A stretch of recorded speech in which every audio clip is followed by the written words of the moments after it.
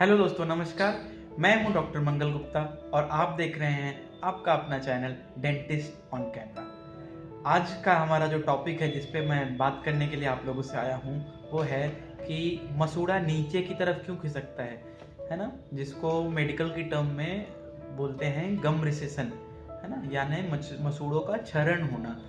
बहुत common problem है।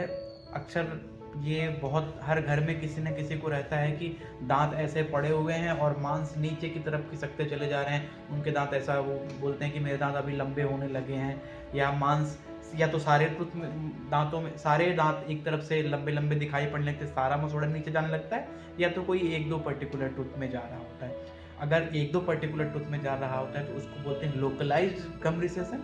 अगर सारे के सारे दांतों का मसूड़ा, नीचे का दांत का मसूड़ा और नीचे की तरफ खिसक रहा है, ऊपर का वाला और ऊपर की तरफ खिसकता चला जा रहा है ना, तो इसको अगर सारे में हो रहा है तो उसको बोलते हैं फिर जनरलाइज गम रिसेशन। आज हम इसी टॉपिक पे बात करेंगे कि ये रिसेशन क्या होती है और इसकी घरेलू इलाज क्या है और कारण क्या है, और हम मेडिकल में अपने क्लिनिक में, डेंटल ऑफिस में इसका क्या ट्रीटमेंट दिया जाता है।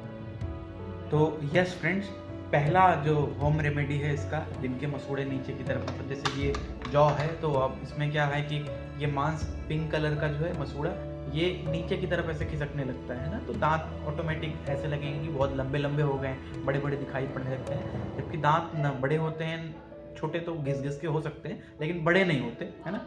वो डायनासोर के टूथ नहीं है, या चूहे के दांत लगातार लंबे ही होते रहते हैं ना। चूहे के दांत नहीं, हमारे में उसे है नहीं कि दांत की लंबाई बढ़ेगी। ये होता है कि मसूड़ा नीचे की तरफ जाता है तो दांत लंबे दिखाई पड़ने लगते हैं, है ना। तो पहली होम रेमेडी जो है वो है ऑयल पुलिंग। ऐसे गम रिसेशन को तो छोड़ो, आपके अल्सर हो रहा है, मुंह में बहुत सी प्रॉब्लम हो, शरीर में, पूरी बॉडी में कोई भी दिक्कत हो, आपको जनरलाइज में बता रहा हूँ कि ऐसा नहीं कि सिर्फ दांत की बीमारी में, दांत की बीमारी मसूड़े के लिए, मसूड़े तो ये वरदान है ही, लेकिन इसके अलावा आपको बॉडी में टॉक्सिन्स हटाने हैं तो ऑयल पुलिंग से अच्छा और आसान तरीका कोई नहीं है, जिसको कि हर कोई कर सकता है बिना किसी कुछ सोचे समझे कि हम कैसे करना है। तो ऑयल पुलिंग में आपको वर्जिन कोकोनट ऑयल लेना है, अगर मिलता है तो ठीक, नहीं तो आप ऑनलाइन ले सकते हैं वर्जिन कोकोनट ऑयल। नहीं है तो मस्टर्ड, अगर आपके पास घर का ऑयल है जो चक्की से निकलवाते हैं ना, प्योर होना चाहिए, मस्टर्ड ऑयल है तो उसका इस्तेमाल कर सकते हैं, नहीं तो ऑलिव ऑयल ले सकते हैं, कोई भी इस तरह का तेल ले सकते हैं आप। हाँ, लेकिन यह है कि वो रिफाइंड ऑयल नहीं होना चाहिए, कोशिश करना है कि वर्जिन ऑयल लेना है। उसको आपको 10 ml के आसपास मुंह में डाल के रखना है, मुंह में रखना है और उसको सब तरफ, मुंह में चारों तरफ घुमाना है 5 से 10 मिनट तक। और इसको करने का सबसे अच्छा टाइम होता है मॉर्निंग का टाइम होता है, और आप चाहें तो इसको वीक में 2 बार करें। रेगुलर मैं डेली यूज करने के लिए नहीं कहूँगा, कुछ लोग बताते हैं, लेकिन आप वीक में सिर्फ 2 बार या सप्ताह में 1 बार इस्तेमाल करें। ड्रास्टिक चेंजेस आएंगे, बहुत ही आप देखेंगे मैजिकल डिफरेंस देखने को मिलेगा आपको। ओरल हेल्थ के साथ साथ पूरी बॉडी की, मैं सिस्टम की बात बताऊं, पूरी बॉडी का टॉक्सिन जो है निकल जाएंगे। फैट सॉल्युबल, ये फैट होता है, फैट में क्या होता है, जितने भी मुंह में जो भी बैक्टीरियाज रहेंगे, डेब्रीज रहते हैं ना, वो उनसे चिपक के अडेयर होकर निकल जाते हैं। लेकिन इसमें सावधानी ये है कि आपको ये अंदर नहीं लेना है, घोटना नहीं है, अंदर एक ड्रॉप भी नहीं जाना चाहिए। आपको जब करें तो बहुत से टॉक्सिन्स होते हैं उसमें, फिर वो थूक देना है, आपको उसको अंदर नहीं लेना है। सेकेंड होम रेमेडी है आपको टर्मरिक जेल। टर्मरिक जेल आप घर पे खुद से बना सकते हैं। कैसे, मैं बेसिकली होम रेमेडी कर रहा हूँ तो ऐसी चीज़ें नहीं बताऊँगा कि आपको खरीद के करना है। टर्मरिक जेल आप घर में, जो हल्दी का पाउडर है वो, और अच्छा रहेगा कि आप खड़ी हल्दी लें और उसको घर में पीस के बनाएं, प्योर तो ज़्यादा अच्छा है। नो आर्टिफिशियल कलर, फ्लेवर, कुछ भी, है ना। तो उस पाउडर को लें, उसमें सरसों का तेल या हनी, है ना, थोड़ा सॉल्ट भी मिला सकते हैं फ्लेवर के लिए, टेस्ट कम अच्छा होता है, हल्दी कड़वा होता है, कसैला। तो उसको अच्छे से मिक्स करके एक जेल बनाएं और उससे अपने मसूड़े पे जो है मसाज कर सकते हैं। मसाज क्या करना है, कैसे, ये आपका जॉ हुआ, मसाज हमेशा जब भी करना है ना, ऐसे round round round round round round गोला बनाते हुए करना है ना, सब जगह पे मसूड़ों पे मालिश करना है। सिर्फ बाहर की तरफ नहीं, मसूड़े आपके बाहर हैं तो भैया अंदर भी हैं, है ना, नीचे इधर बाहर हैं तो ये जीभ और दांतों के बीच में है, वहाँ भी करना है ना। और आप साथ में अपने जो म्यूकोसा है, गाल के टिश्यू हैं, उनमें पैलेट पे थंब से अपने सफाई कर सकते हैं, वहाँ पे लगा सकते हैं, रब कर सकते हैं, बहुत बेनिफिट मिलेगा। थर्ड जो होम रेमेडी है गम रिसेशन का नीचे जाना। अच्छा, ये नीचे की तरफ तो बताया नहीं, यहाँ पे मोस्टली कॉमन सबसे यही होता है कि नीचे की तरफ, यहाँ का मसूड़ा नीचे जाना, यहाँ पे रखना है, राउंड मसाज करने के बाद ऐसे नीचे से ऊपर की तरफ, नीचे से ऊपर की तरफ करना है, यूँ करना है। तीसरी चीज़ है एलोवेरा जेल। एलोवेरा जेल मैं प्रेफर इसमें भी करता हूँ कि आपके पास फ्रेश एलोवेरा मिल जाए तो वो बेस्ट है, किसी भी मार्केट के एलोवेरा ब्रांड से, किसी भी कमर्शियल ब्रांड से फ्रेश एलोवेरा पत्तियाँ लें, स्लाइस काटें, जेल निकालें और उससे सेम जैसे ये बताया आपको टर्मरिक जेल को इस्तेमाल करना है, वैसे ही आप एलोवेरा के जेल को सब राउंड मोशन में ऐसे करके लगा सकते हैं। इसके अलावा ये टर्मरिक और एलोवेरा जेल ये माउथ अल्सर में भी काम आता है, उनमें भी इस्तेमाल कर सकते हैं, लेकिन माउथ अल्सर के केसेस में आपको साल्ट नहीं ऐड करना है। और अगली जो रेमेडी है वो है वार्म सलाइन गार्गल या साल्ट वाटर गार्गल।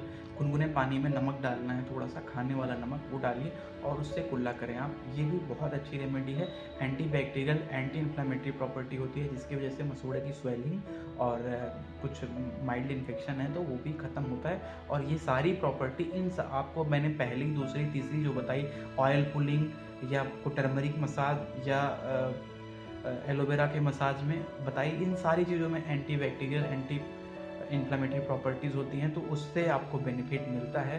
तो ये सारी चीज़ें, चारों चीज़ें अप्लाई कर सकते हैं। और फिफ्थ जो हमारा होम रेमेडी है वो है अच्छा डाइट। अच्छा डाइट लेना बहुत ज़रूरी है, खास करके ऐसे डाइट्स को लेना है हमें जिसमें बैलेंस डाइट होना चाहिए, जिसमें ओमेगा 3 फैटी एसिड होना चाहिए। तो अलसी का बीज होता है या फ्लैक्ससीड बोलते हैं, फ्लैक्ससीड को थोड़ा कंज्यूम करें आप, ओमेगा 3 फैटी एसिड उसमें अच्छा होता है, जो हमारे जिंजाइवा के लिए, म्यूकोसा के लिए बहुत अच्छा होता है, तो वो भी बहुत बेनिफिशियल है। अभी मैं बात करूँगा कि ये होता क्यों है। तो लोग क्या है कि ये सोचते हैं कि ब्रश लिए हम जितने अच्छे से रगड़ेंगे उतना अच्छा हमारा दांत साफ होगा। ये बहुत ही बेवकूफ़ी और बचकाना हरकत है।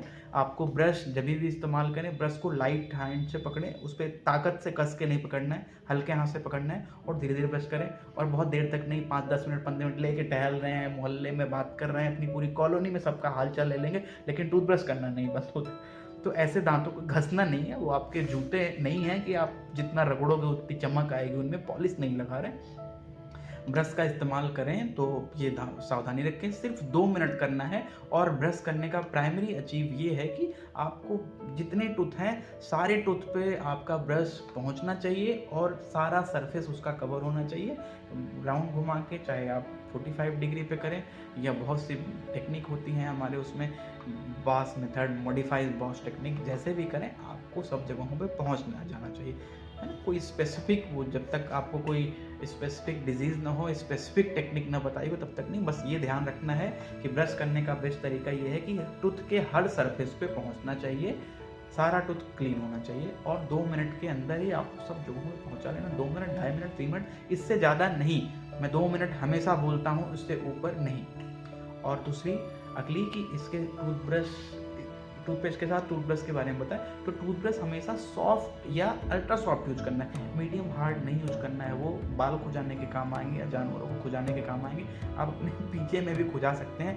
हार्ड टूथब्रश या मीडियम टूथब्रश दांतों की सफाई के लिए नहीं बने होते, बंद करो भैया उसका इस्तेमाल करना। लोग बहुत सवाल पूछते हैं, तो ये टूथब्रश सॉफ्ट या अल्ट्रा सॉफ्ट, ब्रांड कोई सा भी ब्रांड का ले लो, टूथपेस्ट कोई सा भी ले लो, बस केमिकल्स कम होने चाहिए।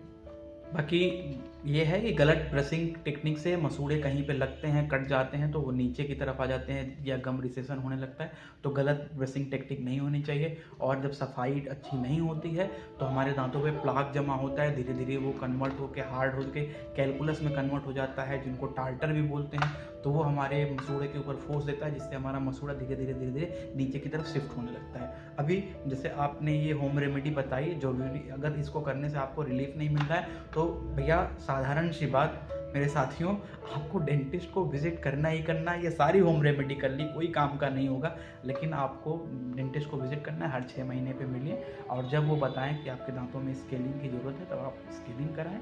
और डेंटिस्ट को पता है कि कितना फोर्स देना है आपके टूथ में, आप वो उसका एक्सपर्ट है, आप उनके ऊपर छोड़िए अपने आप को। और डेफिनेटली मैं कहता हूँ कि आप अगर हर 6 महीने पे डेंटिस्ट को विजिट करते रहेंगे अपने डेंटिस्ट को, तो ये प्रॉब्लम नहीं होगी। अपना एक फैमिली डेंटिस्ट रखिए जिनको आप विजिट करते हैं। फैमिली डेंटिस्ट का बहुत बेनिफिट है। अगर आप मतलब हर 6 महीने पे उनसे विजिट कर रहे हैं तो ज़रूरी है, ऐसा हो सकता है कि आपके दांतों में कोई बड़ी प्रॉब्लम आए ही महंगा ट्रीटमेंट न लेना पड़े, और कभी कुछ आया तो आप अनायास के ठगे नहीं जाओगे, क्योंकि वो आपके डॉक्टर हैं। आप उनसे हमेशा विजिट करें 6-6 महीने पे।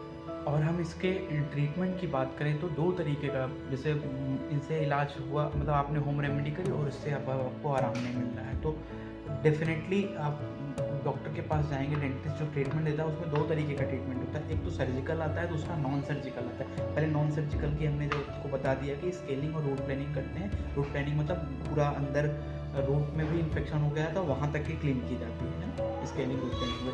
सेकेंड होती है सर्जिकल मैनेजमेंट, जैसे मसूड़े कहीं बहुत कट के चले गए हैं,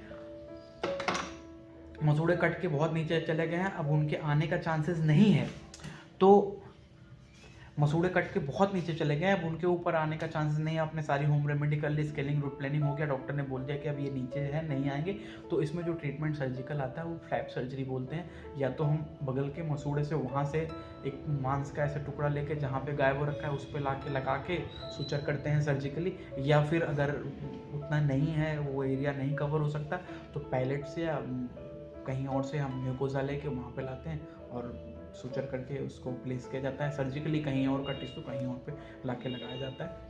तो ये ट्रीटमेंट है। अगर आप 6 महीने पे डेंटिस्ट को विजिट करते रहेंगे, कम सीजन हो रहा है, थोड़ा बहुत हो रहा है, तो छोटा मोटा काम स्केलिंग करके कम खर्चे में आपका काम हो जाएगा।